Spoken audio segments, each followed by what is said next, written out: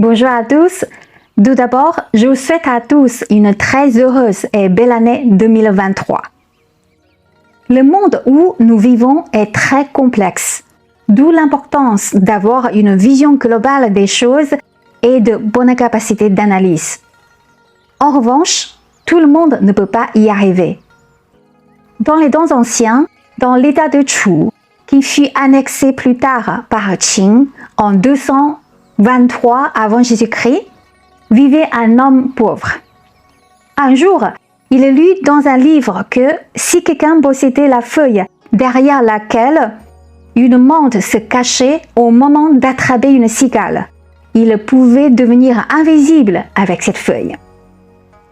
Cet homme se mit donc sous un arbre et il aperçut dans l'arbre une menthe sur le point d'attraper une cigale. Il essaya de prendre la feuille recouvrant le corps de la menthe, mais cette feuille tomba sur le sol et s'y mélangea avec d'autres feuilles. Il ramassa les feuilles tombées et rentra chez lui. Puis il mit une feuille devant ses yeux et demanda à sa femme: « Me vois-tu » ? « Oui » répondit-elle. Il mit une autre feuille devant ses yeux et demanda de nouveau à sa femme: « Peux-tu toujours me voir ?»« Oui, je peux, » dit-elle. Il continua avec d'autres feuilles, une par une, en posant à chaque fois la même question à sa femme: « Me vois-tu toujours ?» Au bout de nombreux essais, sa femme se lassa et finit par mentir: « Je ne te vois plus. » L'homme pensa qu'il avait enfin obtenu la feuille magique et s'en réjouit. Alors il se rendit au marché, se couvrit les yeux avec la feuille et déroba des marchandises sous le regard de tous. On l'arrêta, on le licota et on l'amena au gouverneur local.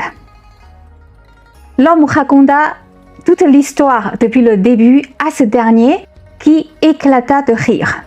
Finalement, il le laissa s'en aller sans le punir.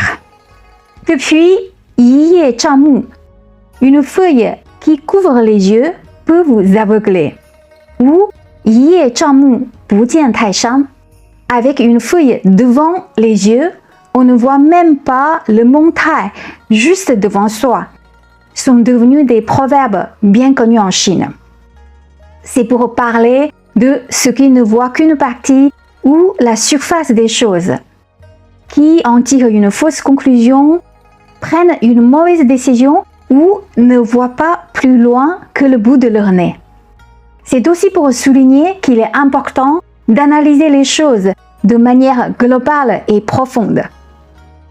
Personnellement, je pense qu'il y a une autre leçon à tirer de cette histoire, notamment pour les hommes. Il ne faut surtout pas trop embêter les femmes, sinon elles finiront par vous embêter aussi. Et vous, qu'en pensez-vous? Je m'arrête ici pour aujourd'hui et je vous dis à très bientôt.